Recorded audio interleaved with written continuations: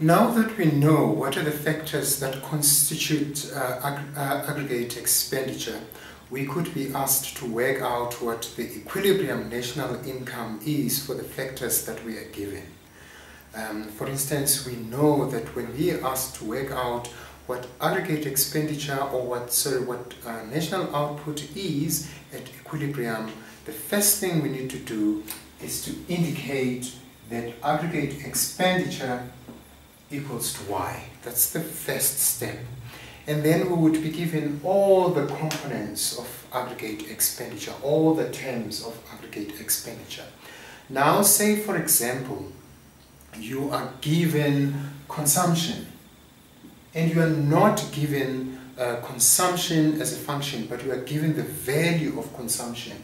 Say 1,500, could be billions of dollars or whatever it may be.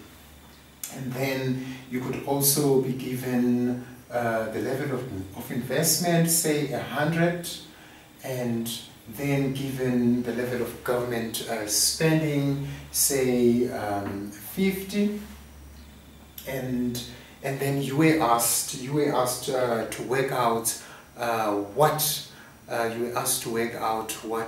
national income is at equilibrium. Really, all you need to do is to equate your aggregate expenditure to your consumption plus investment plus government spending, and that equals to y. So when that equals to that, you are at equilibrium. And then you just include the factors that you have been given. 1,500 plus 800 plus 50 equals to y. So that would be 1650, right? Billions of dollars or billions of rands, whatever the units are that you'd be asked, you'd be given the question in. Sometimes you won't be given the units, but you can make them up according to your own economy, if you wish to do so. Now, this is an easier way. When the question is given to you like this, it's obviously it's easier because you are given the consumption, and you are given the consumption in its value. You are not only just given the consumption function. But sometimes, as you have seen in your slides, that you could be given consumption as a function. So instead of being given the value there, you could be given the consumption function, which means that you the algebra is a little bit more difficult. Say, for instance, you were given the consumption of 0.75, and if you already have the government sector, you must be given your y as yd, your y as yd. But maybe we can just begin by a more simple economy where we are not yet given the government spending term. We only have an economy that includes consumption and investment. And in that case, you'd be given your consumption equals to 100 plus 0.75 y. I'll explain to you later on why, if you've got government, then you must have consumption which has a factor of yd. But I'll explain that in just a moment. So, in the case where you are not given the value of the consumption, but you are given the consumption function, how would you go about working out what national equilibrium output is? Well, this again is very important, and it is always important. What you need to do is say AE equals to Y, and AE equals those terms, consumption plus investment. Therefore, Y equals to your consumption plus 0.75Y plus your investment, and then you solve for Y because you are given the other terms. 100 plus 0.75Y plus 100 because you know what your investment is already. And then you add up the terms that you can add up, 200 plus 0.75y, and then you take this term to the other side, you have y minus 0.75y. When you transpose it onto the other side, it becomes a negative sign equals to 200. So you moved this term over to the other side. And then you really just solve for y. So y minus 0.75, y, that should be 0.25. For those who don't know how to work it out, you just take out the common term and you've got 1 minus 0.75 equals to 200.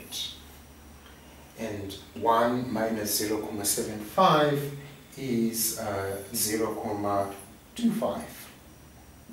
Y equals to 200.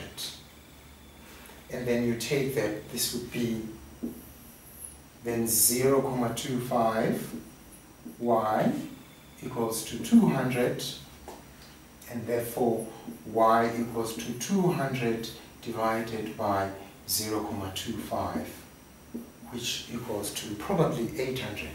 Please work that out, I'm not sure. Correct.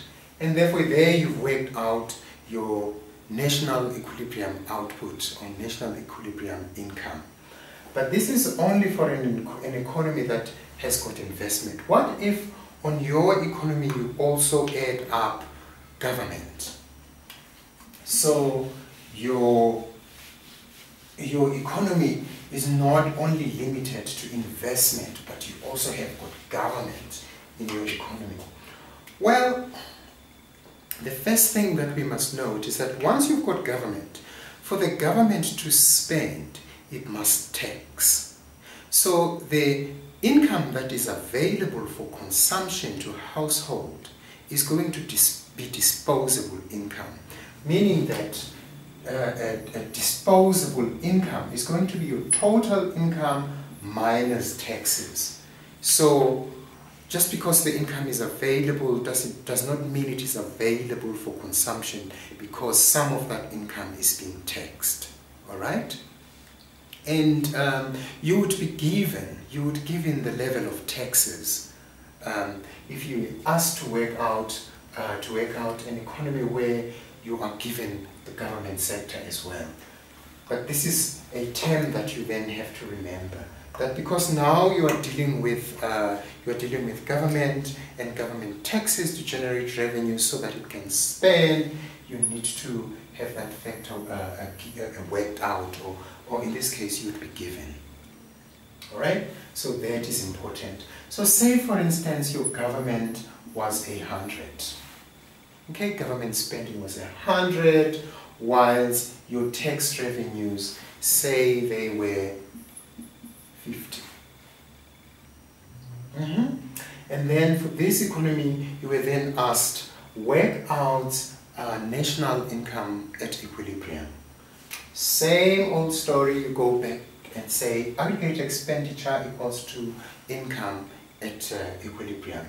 And that's really because of that line.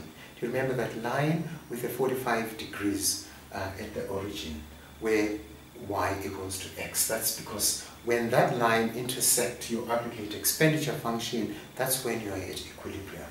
And therefore aggregate expenditure equals to national income. Anyway, what is aggregate expenditure? Equals to consumption, equals to investment, equals to government. And because aggregate expenditure equals to y, we can say that all these terms equal to y. And the consumption function that you'd be given this time around is going to be yd. Like I said to you earlier on, that your consumption is now only going to be dependent on disposable income, because some of that income goes to taxes. Some of that income goes to taxes. So consumers would only be left with disposable income. So that's what you need to work with there in your consumption.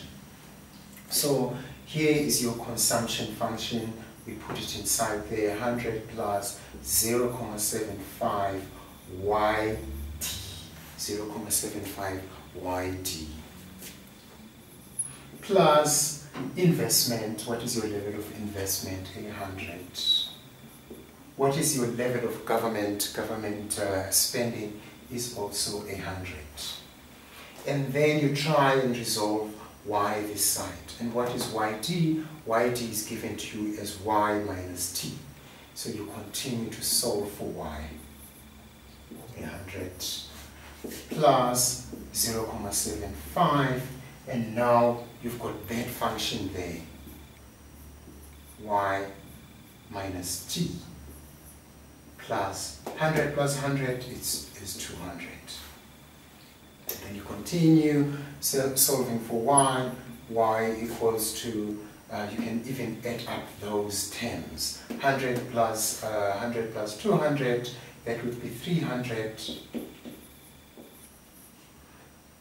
Okay, I'm taking those out there, and then I've got 0.75 y, right? But you are given what t is, so you must multiply t by, which is 50 by 0.75 minus 0.75 t. I'm just going to keep it at t at the moment. Okay, and then you take this term onto the other side. Again, you're going to have 0.25 y. If you take 0.75 onto the other side, you're going to end up with,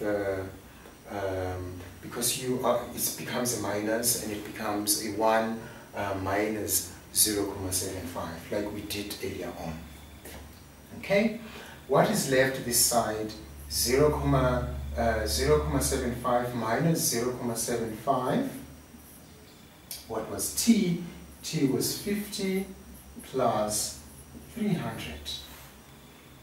What is 0.75 times 50? Is probably 37. Okay, you can take out your calculators and work that out. 0.75 times 50.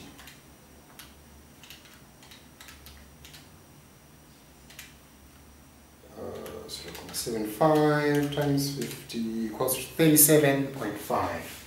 37.5, and then you plug that out, minus 37.5 plus 300. So the answer really is y equals to that whole thing there, minus 300. What is that? 262.5 equals to 262.5, and then you divide the whole thing by 0.25. And what does that equal to?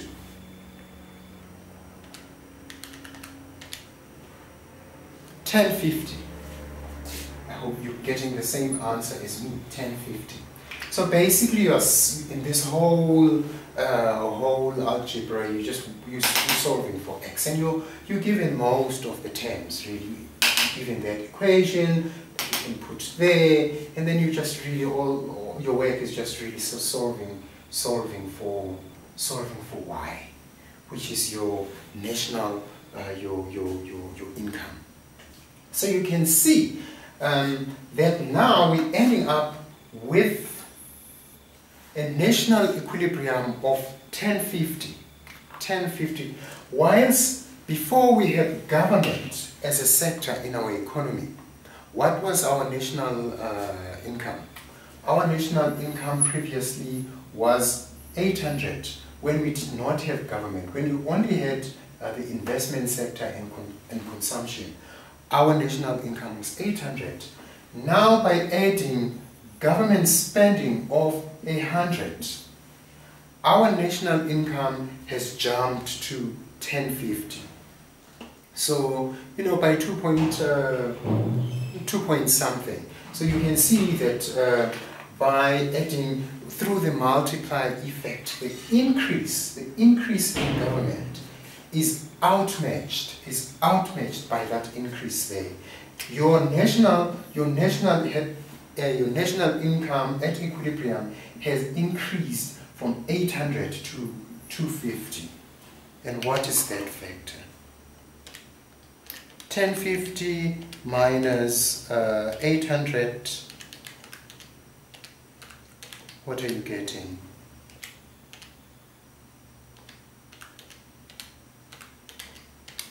$250. So for spending of 100, you get the returns of 250. And this is really what Keynes was trying to drive home, that you can stimulate your economy by just spending a little bit, and your national output would grow on some multiple, will multiply or will grow by a proportion much higher than the spending that you got onto your economy. But then again, this government is running either a deficit or a surplus or a balanced budget, and you could also be asked to work that out. And that is very simple. When you are asked whether the economy is running at a deficit, or it is running at a surplus, or it is running a balanced budget, all really you have to do is say to yourself, what are the revenues? What are the revenues? And what is being spent? Okay? What are the revenues against what it is being spent? Okay, what are your revenues? Tax revenues are 50. Tax revenues are 50. What is being spent? 100.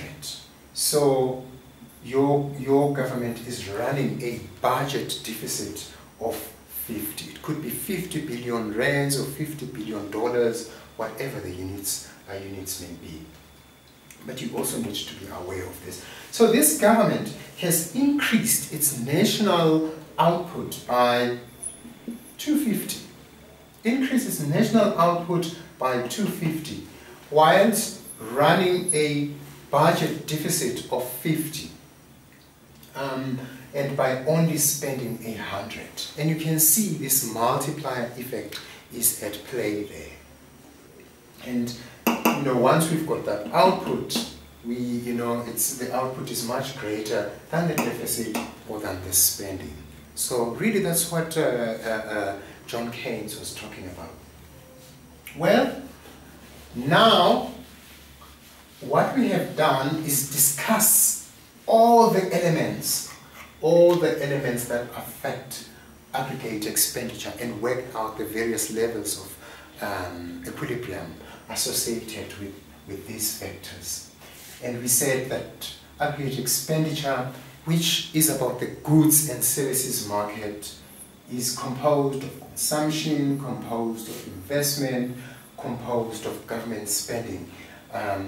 When this model is complete, we also talk about international markets, although in this course we did not discuss that component. And we also know how goods, because this is the goods and services sector, right? How are these goods and services market linked to money markets?